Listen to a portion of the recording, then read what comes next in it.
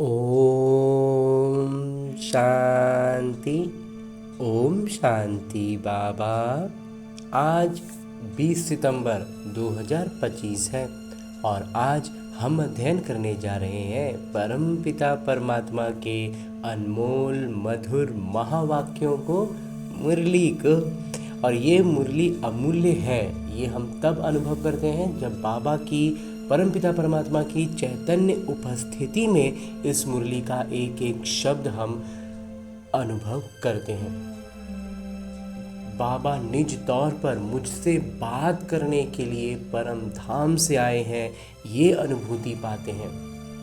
और ऐसी अनुभूति पाने के लिए हमें भी अपने इस स्थूल शरीर से, अपने इस स्थूल जगत से, देहभान से अलग होकर चलते हैं मधुबन की धरा पर अपने सूक्ष्म शरीर के साथ। और ये सूक्ष्म शरीर का अर्थ है हमारा वही मन जो इस रावण की दुनिया में बहुत भटक रहा है, क्योंकि उसे उसकी वास्तविक अवस्था, वास्तविक गुणवत्ताएं उसे नहीं मिल रही हैं, इसीलिए वो इतना भटक रहा है।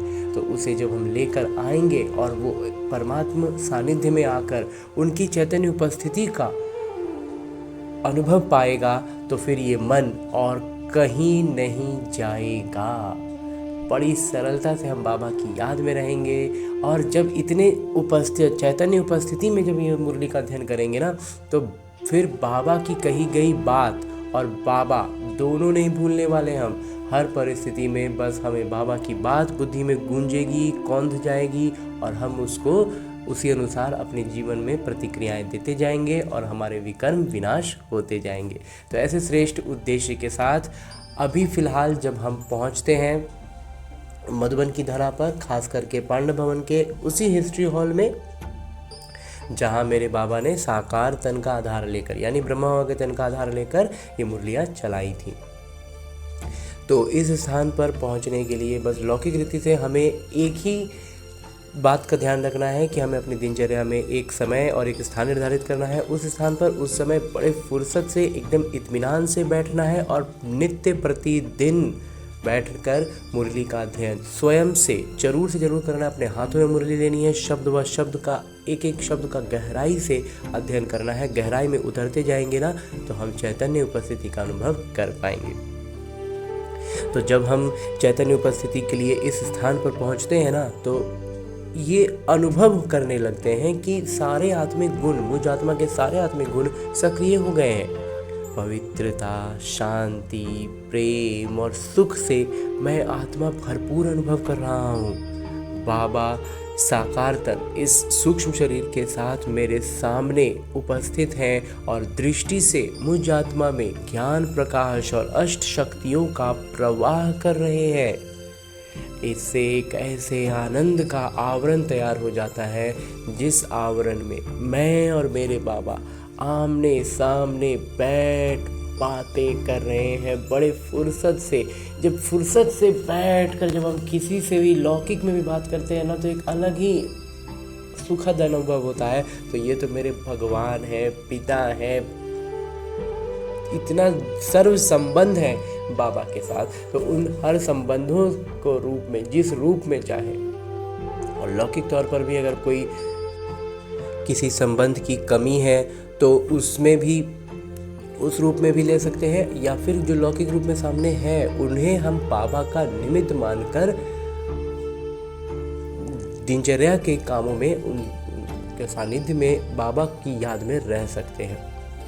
तो अभी फ़िलहाल हम बाबा से उनके शिक्षक रूप में, सद्गुरु रूप में, पिता रूप में, सखा रूप में सामने बैठकर बातें कर रहे हैं। और जब इस तरह से बातें होती है ना, तो बाबा अपने दिल की बात, ये बाबा के दिल की बात होती है जो बाबा इसी मुरली में निहित करके मुझसे कहते हैं।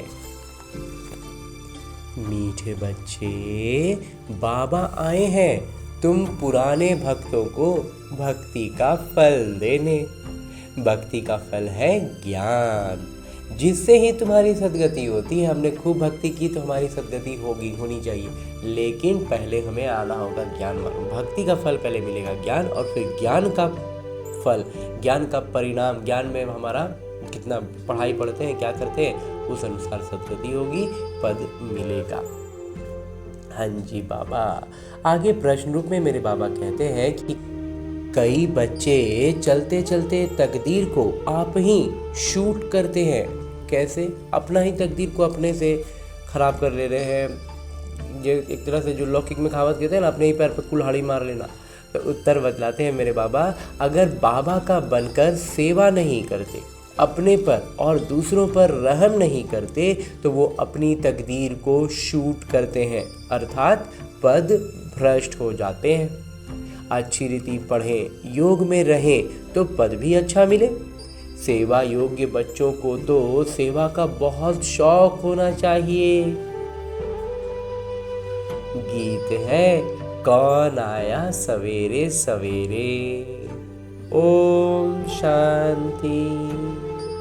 रूहानी बच्चे समझते हैं हम आत्मा है, न कि शरीर, और ये ज्ञान अभी ही मिलता है परम पिता परमात्मा से। बाबा कहते हैं, जब मैं आया हूँ तो तुम अपने को आत्मा निश्चय करो। जब बाबा आ गए हमारे पास तो हमको खुद को आत्मा निश्चय करना है। मैं आत्मा हूँ तब तो मेरे पिता परमात्मा होंगे ना। तो आत्मा ही शरीर में प्रवेश करती है, एक शरीर छोड़ दूसरा लेती है रहती है। तो आत्मा नहीं बदलती, शरीर बदलता है। आत्मा तो अविनाशी है, तो अपने को आत्मा समझना है। ये ज्ञान कभी कोई दे ना सके। बाबा आए हैं बच्चों की पुकार पर। हमने इतना पुकारा है ना कि अब बाबा आए हैं। ये भी किसी को पता नहीं है कि ये पुरुषोत्तम संगम युग है।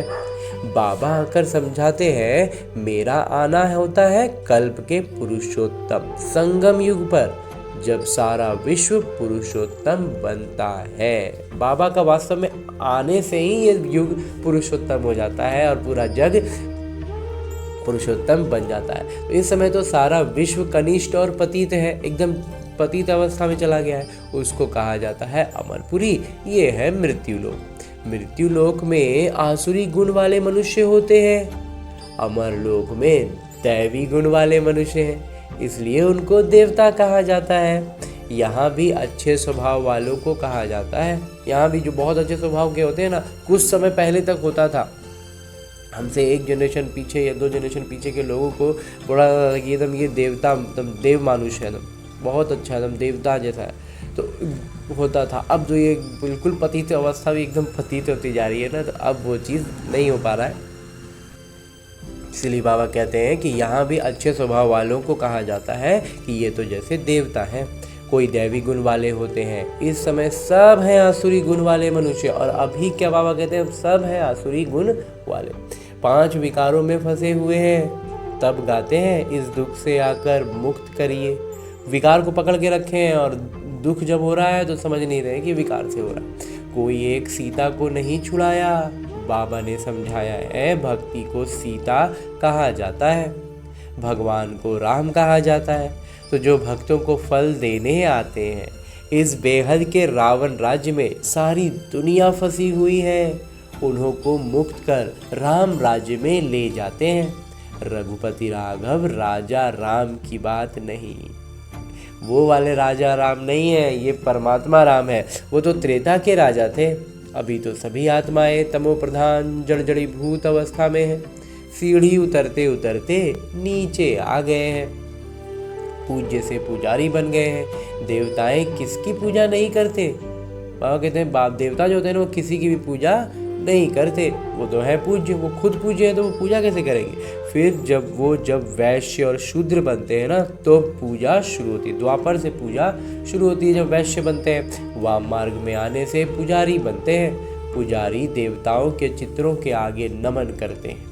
इस समय कोई एक भी पूज्य हो नहीं सकता। बाबा कहते हैं, अभी कोई भी ना पूज्य हो ही नहीं सकता, चाहे वो कितना भी बड़ा सन्यासी हो, कोई भी हो, अभी कोई भी पूज्य हो नहीं सकता। ऊंचते ऊंच भगवान पूज्य फिर है, सतयुगी देवताएं पूज्य।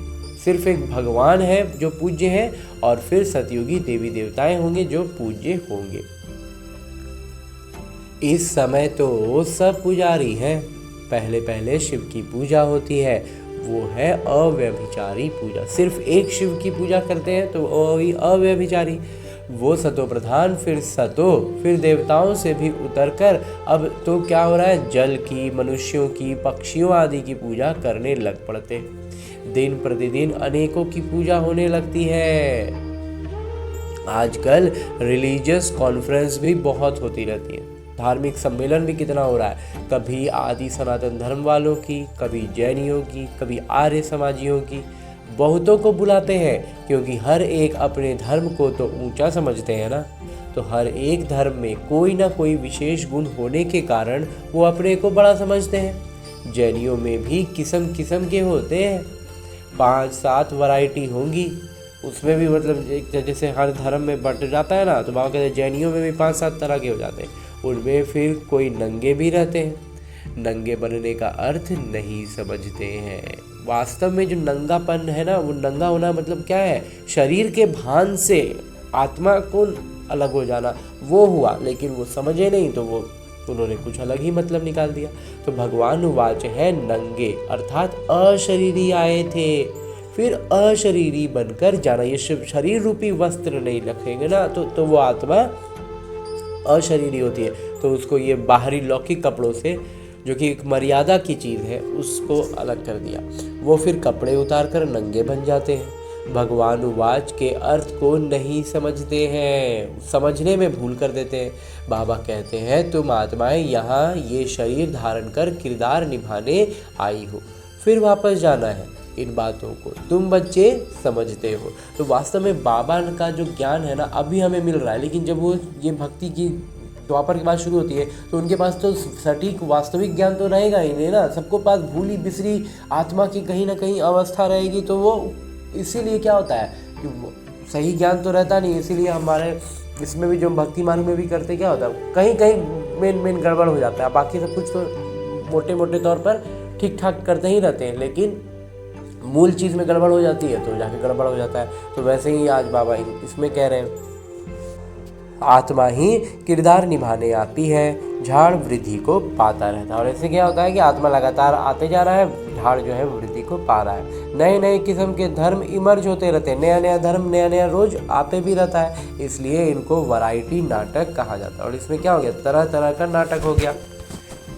वैरायटी धर्मों का वृक्ष है, हर एक की अनेक ब्रांचेस निकलती हैं, फिर हर एक धर्म का अपना अलग अलग ब्रांच भी हो जाता है, उसमें भी शाखाएं बढ़ जाती हैं। मोहम्मद तो बाद में आए हैं, पहले है इस्लामी। मुसलमानों की संख्या बहुत है, अफ्रीका में कितने साहूकार हैं, सोने हीरो की खानियां हैं। जहाँ बहुत धन देखते हैं तो उस पर चढ़ाई कर धनवान बनते हैं। कहीं बहुत ज़्यादा धन है ना तो उसको जाके लूट लिया और खुद धनवान बन गए। बाबा कहते हैं क्रिश्चियन लोग भी कितने धनवान बने हैं। बाबा मूल बात बतला देते हैं, भारत में भी धन है परंतु गुप्त, सोना आदि कितना पकड़ते रहते हैं। अब दिगंबर जैन सभा वाले कॉन्फ्रेंस आदि करते रहते हैं क्योंकि हर एक अपने को बड़ा समझते हैं ना। ये इतने धर्म सब बढ़ते रहते हैं, कभी विनाश भी होना है, कुछ भी समझते नहीं। सब धर्मों में ऊंच तो तुम्हारा ब्राह्मण धर्म ही है जिसका किसी को पता नहीं है।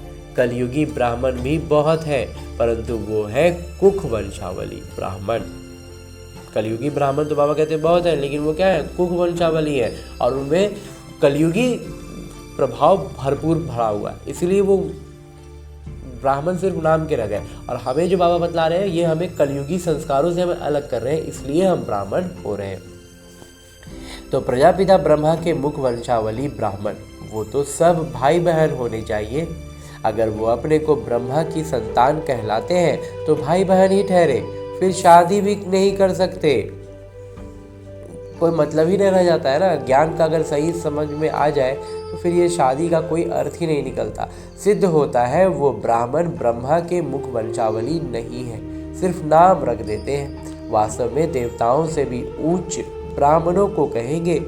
चोटी है ना, सबसे श्रेष्ठ ऊंचाई पर बाबा कहते हैं ब्राह्मण ही है, इसलिए ब्राह्मण को ही सबसे ऊंचा। ऐसे भी हम भक्ति में भी थोड़ा बहुत सुनते थे ना कभी कभार कहीं से कि देवताओं से ऊपर ब्राह्मण होते हैं, तो इसलिए ब्राह्मणों को भोग लगाने का, कुछ भी करने का, उनको मूर्ति छूने का, सब चीज़ का उनको है, हम लोग नहीं छू सकते। इस तरह की होती थी बातें। अब बाबा समझा रहे हैं तो समझ में आ रहा है वास्तविक अर्थ में ब्राह्मण का अर्थ क्या है। पवित्रता से संबंध होता है ब्राह्मण का। इसलिए बाबा कहते हैं कि वास्तव में देवताओं से भी उच्च होते हैं ब्राह्मण, चोटी है। ये ब्राह्मण ही मनुष्यों को देवता बनाते हैं। पढ़ाने वाले हैं परमपिता परमात्मा, स्वयं ज्ञान के सागर। ये किसी को भी पता नहीं है। बाबा के पास आकर ब्राह्मण बनकर फिर भी कल शूद्र बन पड़ते हैं। कितने बच्चे ऐसे भी हो जाते हैं जो आते हैं, समझते हैं, ब्राह्मण बनते हैं और फिर जाकर के शूद्र बन जाते हैं। पुराने संस्कार पलटने में बड़ी मेहनत लगती है। पुराना संस्कार छोड़ना जो है ना, सबसे अगर कहें ना तो मूल बात यही होती है कि हम वास्तविक अर्थों में देखा जाए ना तो कोई भी परिस्थिति आती है तो हम उस पर जो अपना प्रतिक्रिया देते हैं ना, चाहे वो मनसा स्तर पर, वाचा स्तर पर या कर्मणा स्तर पर, हम जो भी प्रतिक्रिया उस परिस्थिति को देते हैं वो हम अपने इस आसुरी विकारी संस्कारों से जो जुड़ चुके हैं, जिसको हम अपना नेचर कह रहे हैं ना, उसी अनुसार दे देते हैं और उसी में हमारा हिसाब किताब उलझा हुआ है। तो बाबा की ज्ञान का, परमात्मा प्यार का बस एक ही हम कह सकते हैं मूल लक्ष्य है कि हम इन संस्कारों से खुद को अलग कर लें। अपने वास्तविक मूल संस्कार जो बाबा ने हमें देकर भेजा था, देवताई गुणों वाला, वो उभारना है, उसको सक्रिय करना है और ये छोड़ देना है। और यही करने में मूल तौर पर मेहनत लगती है। बहुत ज़्यादा सजगता चाहिए, बहुत ज़्यादा ज्ञान मंथन और बाबा की याद में रहना का अभ्यास, पुरुषार्थ। इसलिए बाबा आगे कहते हैं कि अपने को आत्मा निश्चय कर बाबा से वर्षा लेना है। रूहानी पिता से रूहानी बच्चे ही वर्षा लेंगे। बाबा को याद करने में ही माया विघ्न डालती है। बाबा कहते हैं हथ कारडे दिल यारडे, हाथ से काम करते रहो, दिल बाबा से जोड़े रहो। बस यही ये अभ्यास से होता है, अभ्यास करते रहना है। सजगता रखनी है कि हाथ से तो काम करना है लेकिन बुद्धि, दिल, दिमाग बाबा में लगा रहे। बाबा में लगा रहेगा मतलब उनकी सारी गुणवत्ताएं मुझ में सक्रिय रहे। ये है बहुत सहज। जैसे आशिक माशूक होते हैं जो एक दूसरे को देखने बगैर रह ना सके। आखिर बाबा कहते हैं इसको अपना ये आशिक माशूक वाला जो प्यार होता है ना, जो भी इस उम्र से पार पहुंच चुके हैं उनको तो ये अनुभव एक बार होता ही हो ही जाता है। किसी के प्रति बहुत ज़्यादा आकर्षण होता है लौकिक दृष्टि से, जब ज्ञान में नहीं रहते हैं तो वो जब आकर्षण होता है, उसके प्रति जो खिंचाव होता है, क्या होता है, काम तो करते रहते हैं लेकिन कैसे उनको याद करते रहते हैं। वैसे ही बाबा कहते हैं उसी स्थान पर हमको बैठा दो ना, क्योंकि हर सर्व संबंध में है बाबा। तो बाबा तो माशूक है ही। आशिक सब बच्चे हैं जो बाबा को याद करते रहते हैं। तो एक बाबा ही है जो कभी किसी पर आशिक नहीं होते, क्योंकि उनसे ऊंच तो कोई है नहीं। बाबा से ऊंचा कोई है नहीं, इसलिए बाबा किसी का आशिक नहीं होते। बाबा माशूक है और हम सब बच्चे। तो बाबा कहते हैं ना, इस संबंध से जब याद करते हैं ना तब फिर हम वो फिर नहीं छूटता है। अगर संबंध से भी बात करें तो उस संबंध में ये इतना संबंध नहीं होता है ना कि एक के साथ जुड़ता है और बहुत जबरदस्त जुड़ा हुआ होता है। बाबा कहते हैं उसी स्थान पर मुझे बैठा लो। बाकी हाँ, बच्चों की महिमा करते हैं, तुम भक्ति मार्ग से लेकर मुझ माशूक के सब आशिक हो। भक्ति से ही हमारे भक्ति की जो भावना होती थी वो भी तो एक तरह का आशिक ही था ना। बुलापे भी हो कि आकर दुख से मुक्त कर पावन बनाइए। तुम सब हो दुल्हने और मैं हूँ दूल्हा। तुम सब आसुरी जेल में, आसुरी कैद में फंसे हुए हो, मैं आकर छुड़ाता हूँ। ये मेहनत बहुत है। इसमें बाबा कहते हैं मेहनत बहुत है। क्रिमिनल आई धोखा देती है और आप इसमें सबसे आगे भूमिका निभाता है ये नज़र। तो इस नज़र को ही हमें नज़र को जो देखता है उसको नज़रिया कहते हैं और वो नज़रिया को ही हमें ज्ञान से युक्त कर देना है। तो हमारा नज़रिया बदल जाएगा। तो बाबा जो क्रिमिनल आई कह रहे हैं वो धोखा नहीं दे पाएगा। सिविल आई बनने में मेहनत लगती है। उस क्रिमिनल आई को हमें क्या बनाना है? सिविल आई। देवताओं के कितने अच्छे चरित्र हैं। अब ऐसा देवता बनाने वाले जरूर चाहिए ना। तो इतना श्रेष्ठ बनाने के लिए तो बाबा चाहिए। कॉन्फ्रेंस में टॉपिक रखी है मानव जीवन में धर्म की आवश्यकता। अब कहते हैं ड्रामा को न जानने के कारण मुझे हुए हैं, तुम्हारे सिवाय कोई समझा ना सके। क्रिश्चियन अथवा बौद्धि आदि की ये थोड़े ही मालूम है कि क्राइस्ट और बुद्ध आदि फिर कब आएंगे। उनको वो बात थोड़ी मालूम है। जब सब धर्मों का ज्ञान जो बाबा हमें दे देते हैं, तुम झट हिसाब किताब बता सकते हो। तो समझाना चाहिए, धर्म की तो आवश्यकता है ना। पहले पहले कौन सा धर्म था, फिर कौन से धर्म आए हैं। अपने धर्म वाले भी पूरा समझते नहीं है, योग नहीं लगाते। योग बगैर ताकत नहीं आती, जौहर नहीं भरता। बाबा को ही अलमाइटी अथॉरिटी कहा जाता है, सर्वोच्च सत्ता परमात्मा को ही कहते हैं ना। तुम कितना अलमाइटी बनते हो और वो हमें उतना श्रेष्ठ हमें भी बनाते हैं। विश्व का मालिक बन जाते हो, तुम्हारे राज्य को कोई छीन न सके। उस समय और कोई खंड होते नहीं, अभी तो कितने खंड हैं। ये सृष्टि चक्र कैसे फिरता है, 5000 वर्ष का ये चक्र है। बाकी सृष्टि लंबी कितनी है वो थोड़े ही माप कर सकते हैं। ये जो चल रहा है चक्र, बाबा कहते हैं ये कितना है थोड़ी नाप सकते हैं। धरती का करके माप कर सकते हैं। बाबा कहते हैं धरती को तो नाप लिया, सागर को तो कर न सके। आकाश और सागर का अंत कोई पा न सके। धरती के स्तर पर तो सागर और ब्रह्मांड के स्तर पर निकल जाए तो आकाश का तो कोई आदि अनादि जिसको बोल सकते हैं अनादि अनंत है वाला हिसाब आकाश के साथ ही है ना। क्योंकि ये पूरा पृथ्वी, ये पूरा सौरमंडल सब ब्रह्मांड में ही है। जितना भी गैलेक्सी वैलेक्सी जिस स्तर तक चल जाए सब कुछ है तो आकाश में ही ना। और एकदम हमारे एकदम नीचे स्तर पर आ जाए, हमारे भौतिक स्तर पर, तो हर दो चीज़ों के बीच में आकाश ही है, जिसको अंग्रेजी में स्पेस कहते हैं। दो चीज़ों के बीच में स्पेस होता है ना, तो वो स्पेस क्या है, उसको आकाश ही कहेंगे। तो बाबा कहते हैं इसको कोई अंत कोई पा ना सके इसका। तो समझाना है धर्म की आवश्यकता क्यों है। सारा चक्र बना ही धर्मों पर है। ये है ही वैरायटी धर्मों का झाड़, अनेक अनेक धर्मों का पूरा एक गुच्छा है। जंगल हो गया, ये झाड़ है, ये वृक्ष है, अंधों के आगे आईना।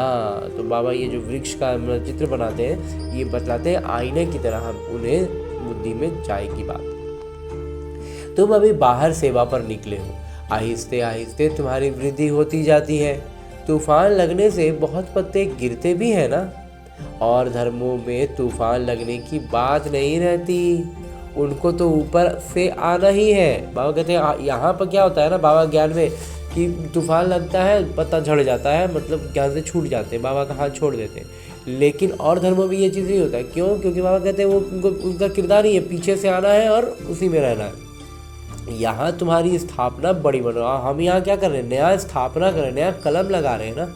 तो पहले पहले वाले भगत जो है उनको ही आकर भगवान को फल देना है, अपने को घर ले जाने का। बाबा कहते हैं जो शुरुआत से भक्ति कर रहे हैं ना, जो बहुत लंबे समय, जैसे बाबा भी कहते हैं लंबे समय का अभ्यास चाहिए ना, वैसे ही जिन्होंने लंबे समय की भक्ति की है ना, उन्हीं को बाबा कहते हैं उनको ही आकर भगवान को फल देना है, जो आप और फिर अपने घर ले जाना है, जो पहले पहले वाले भगत हैं। बुलाते भी हैं, हम आत्माओं को अपने घर ले जाइए।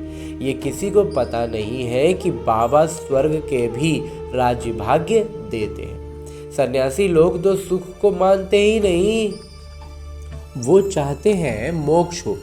मोक्ष को वर्षा नहीं कहा जाता। खुद शिव बाबा को भी किरदार निभाना पड़ता है, तो फिर किसी को मोक्ष में कैसे रख सकते। बाबा कहते हैं जब शिव बाबा को स्वयं किरदार में आना पड़ रहा है, आ करके हमारे लिए बाबा को परम धाम से आना पड़ा, तो फिर बाकी कोई आत्मा मोक्ष में कैसे रह सकती है। तुम ब्रह्मा कुमार कुमारियाँ अपने धर्म को और सबके धर्म को जानते हो। हम खुद को भी जान गए और अन्य को भी जान गए। तुमको तरस पढ़ना चाहिए, चक्र का राज समझाना चाहिए। बोलो तुम्हारे धर्म स्थापक फिर अपने समय पर आएंगे। समझाने वाले भी होशियार चाहिए। एकदम से सीधे सीधे कोई बोले ना तो फिर आवेश की ही बातें होने लगेंगी, वो बात उनको नहीं पहुंच पाएगी। तो हमारी अवस्था और युक्ति दोनों लगानी है।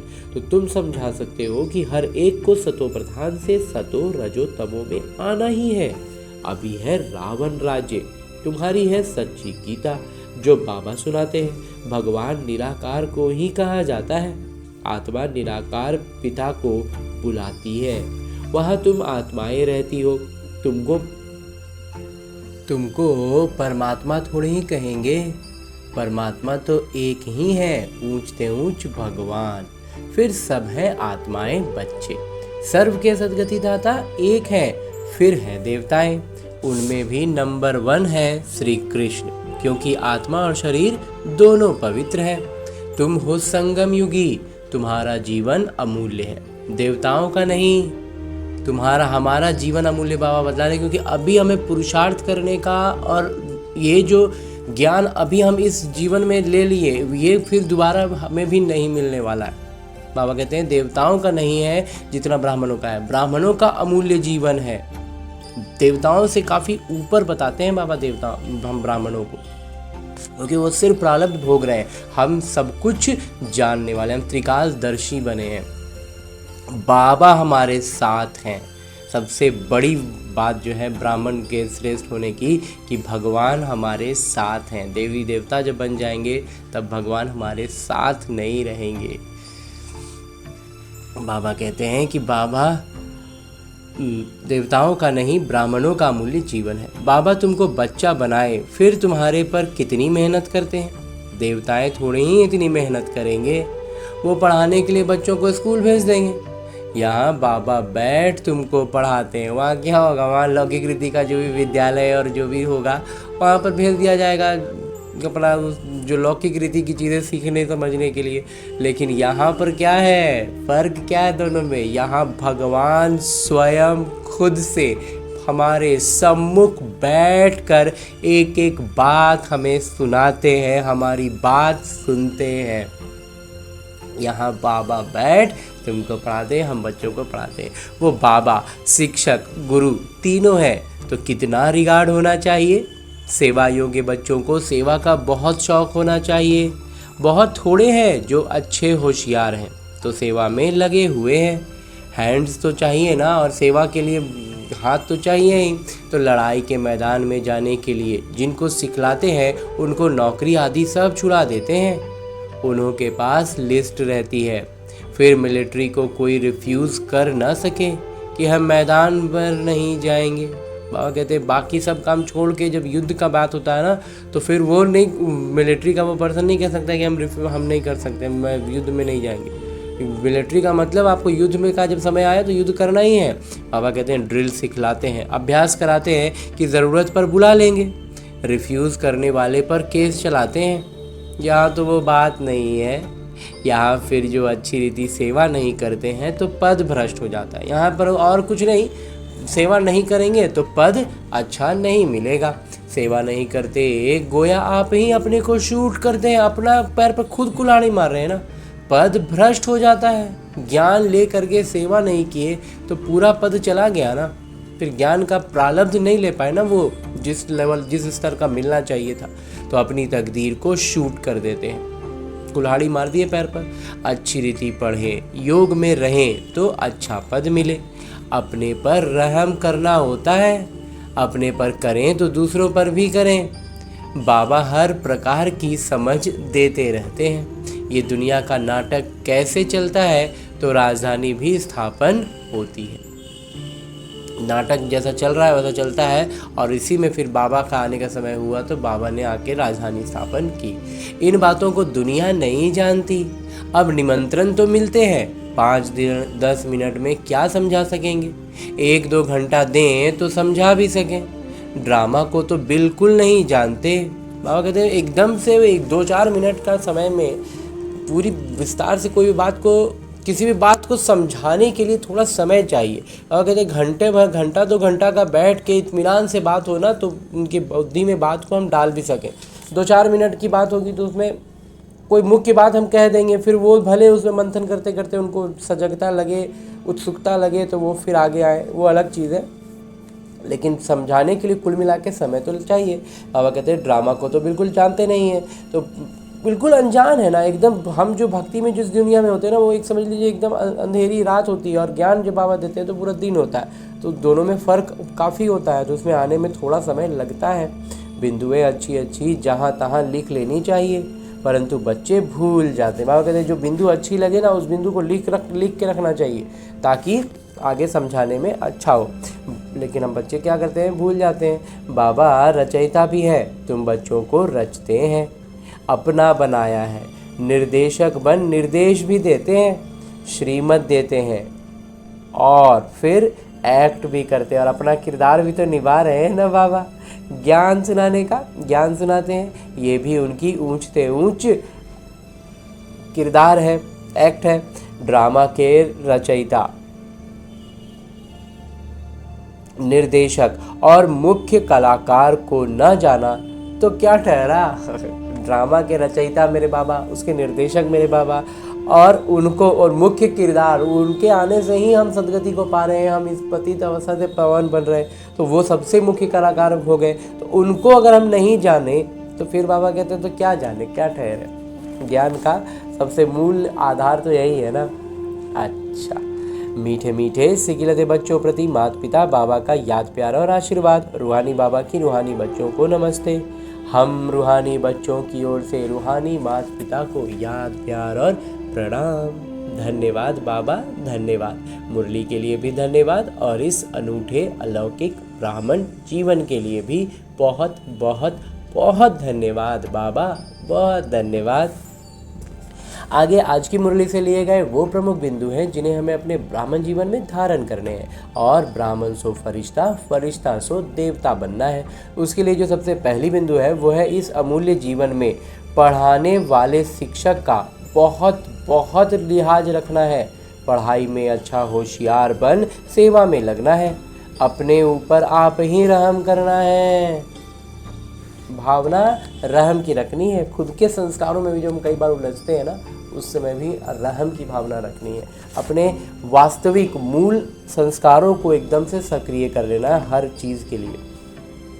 दूसरा बिंदु है अपने आप को सुधारने के लिए सिविलाइज्ड बनना है। सिविलाइज्ड, दृष्टि का मतलब नज़रिया। इस ब्रह्मा कुमार का मंथन है सीधा सीधा नज़रिया। हर एक चीज़ को हम देखने का हमारा नज़रिया जो था ना वो विकारी था, रावण के अनुसार था। अब बाबा ने याद दिलाया है, ज्ञान दिया है, तो अब हर चीज़ को देखने का नज़रिया ही बदल देंगे ना तो हमारा जीवन में बहुत कुछ बदल जाता है, बहुत आसानी से बदल जाता है सिर्फ नज़रिया के बदलने से। जैसे जीवन को देखना है तो बस इसे एक अभ्यास पुस्तिका के रूप में देखना है, तो फिर क्या परिस्थिति, नई परिस्थिति, उन परिस्थितियों में उलझेंगे ही नहीं ना, हमें बस वो अभ्यास के लिए नज़र आ रहा है। तो हम अभ्यास कर रहे हैं कि हम आत्माभिमानी स्थिति में रहकर उस पर प्रतिक्रिया दें। तो ऐसे इस तरह से हम नज़रिया बदलने से बहुत ज़्यादा अंतर महसूस करते हैं। और कहते हैं अपने चरित्र सुधारने हैं, मनुष्यों को देवता बनाने की सेवा करनी है। तो खुद से जब हम बहुत अच्छा संतुष्ट रहते हैं अपनी पुरुषार्थ से, अपनी स्थिति से, तो हम बहुत आगे भी सेवा कर भी पाते हैं। आगे मेरे बाबा वरदान दे रहे हैं। वरदान देते हुए मेरे बाबा कहते हैं रूहानी ड्रिल के अभ्यास द्वारा फाइनल पेपर में पास होने वाले सदा शक्तिशाली भव। बाबा कहते हैं ये जो आत्म अभिमानी स्थिति में रहने का हमारा ये जो अभ्यास है ना, ये हमारे अभ्यास हमें हमारे फाइनल पेपर में पास होने का साधन बनेगा। वो ज़रूरी है अभ्यास। और बाबा कह रहे हैं और ऐसा करने के लिए हम क्या रहे, हमेशा सदा शक्तिशाली का वरदान बाबा आज हमें दे रहे हैं। विस्तार से बाबा बतलाते हैं जैसे वर्तमान समय के प्रमाण शरीर के लिए सर्व बीमारियों का इलाज एक्सरसाइज सिखलाते हैं, ऐसे आत्मा को सदा शक्तिशाली बनाने के लिए रूहानी एक्सरसाइज का अभ्यास चाहिए। चारों ओर कितना भी हलचल का वातावरण हो, लेकिन आवाज़ में रहते आवाज़ से परे स्थिति का अभ्यास करो। आवाज़ में रहते आवाज़ से परे स्थिति का अभ्यास करना है। मन को जहाँ और जितना समय स्थित करना चाहो उतना समय वहाँ स्थित कर लो, तब शक्तिशाली बन फाइनल पेपर में पास हो सकेंगे। जब जितनी मतलब ये अभ्यास की चीज़ है, ये अचानक से नहीं होने वाला है, लेकिन हाँ अभ्यास करते से इसमें हमें अपने आप में सुधार महसूस होता है। और बाबा कहते हैं यही अभ्यास ही बाबा का इतना स्पष्ट, मतलब कोई शिक्षक ना किसी परीक्षा के बारे में ऐसे नहीं इतना खोल के कोई चीज़ नहीं बताएंगे जितना बाबा हमें इतना क्लियर बताते हैं, ज्ञान स्पष्ट देते हैं और फिर अभ्यास के बारे में बतलाते हैं, उसके लिए भी युक्तियाँ देते हैं। अभ्यास क्या है बाबा, जितना लंबा होगा उतना अच्छा होगा। तो ये मतलब एग्ज़ाम में कैसे पास करना है ना, वो बाबा हमें पूरा क्लियर कर देते हैं। और आगे स्लोगन है, मुरली का उद्देश है कि अपने विकारी स्वभाव, संस्कार व कर्म को समर्पण कर देना ही समर्पित होना है। अपना विकारी स्वभाव, संस्कार और कर्म, जो कुछ भी हम विकार के अधीन होकर के कर रहे थे ना, उस सबको छोड़ देना। बाबा कहते उसको समर्पण कर देना, यही हुआ ना समर्पित होना। हाँ जी बाबा। और अभी तक हमने परमपिता परमात्मा से उनके इस अव्यक्त स्वरूप में, उनके चैतन्य उपस्थिति में इस अमूल्य मुरली का अध्ययन किया। अब मेरे बाबा इसी चैतन्य उपस्थिति में रहते हुए एक इशारा देते हैं कि अब लगन की अग्नि को प्रज्वलित कर योग को ज्वाला रूप बनाओ। और इस ज्वाला रूप को धारण करने के लिए युक्तियाँ और इशारे बाबा हर दिन हमें अलग अलग दे रहे हैं, ताकि हम इसमें श्रेष्ठता को पाएँ, हमारी जो योग अग्नि है वो सचमुच ज्वाला रूप बन जाए। तो आज के लिए जो बाबा ने इशारा दिया है वो है, जब तक आपकी याद ज्वाला रूप नहीं बनी है तब तक ये विनाश की ज्वाला भी संपूर्ण ज्वाला रूप नहीं लेती है। जब तक हमारी याद ज्वाला रूप नहीं बनी है, जब तक हम बाबा से एकदम पूरी तरह से लवलीन नहीं होते हैं ना, तब तक बाबा कहते हैं विनाश की ज्वाला भी संपूर्ण रूप से नहीं लेती है। वो पूरा विनाश वाला पकड़ेगा ही नहीं, बार बार धधक के रुक जाएगा। ये भड़कती है फिर शीतल हो जाती है, क्योंकि ज्वाला मूर्त और प्रेरक आधार मूर्त आत्माएं, ज्वाला मूर्त आत्माएं और प्रेरक के रूप में जो आधार मूर्त आत्माएं हैं, अभी स्वयं ही सदा ज्वाला रूप नहीं बनी है। हमारा ही ज्वाला रूप जो है, आत्मिक आत्माभिमानी स्थिति में रहने का जो रूप है, वो निरंतर तो रह नहीं पाता है, बार बार बनते हैं फिर माया खींच लेता है, बार बार भूल जाते हैं, तो बस इसीलिए वो भी नहीं जल रहा है। बाबा कहते हैं अब ज्वाला रूप बनने का दृढ़ संकल्प लो और संगठित रूप में मन बुद्धि की एकाग्रता द्वारा पावरफुल योग के वाइब्रेशन चारों ओर फैलाओ। बाबा इतना स्पष्ट हमें सब कुछ बतला देते हैं कि ये दृढ़ संकल्प अब हमें ले लेना है कि संगठित रूप में मन बुद्धि की एकाग्रता द्वारा पावरफुल योग, एकदम योग का ज्वाला रूप का वाइब्रेशन, मतलब ज्वाला कहीं पर हो तो उसके दूर, कितना दूर तक उसका प्रभाव होगा, ऐसा प्रभाव बाबा कहते हैं हमें अपने चारों ओर फैलाना है। हमारे संबंध संपर्क की जितनी आत्माएं हैं ना, वो ये अनुभव करने लग जाए कि ये बहुत कुछ अलग विशेष आत्मा है।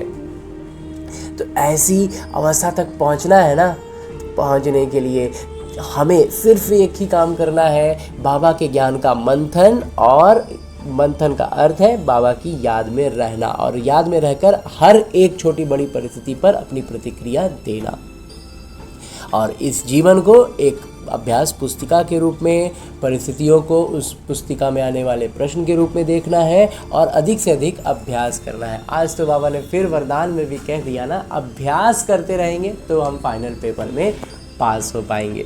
तो बस अभ्यास करने का उद्देश्य रखते हुए ढेर सारी शुभकामनाएं और शुभकामनाओं से भरपूर होकर लौटते हैं अपने इस किरदार में, अपने स्थूल शरीर में।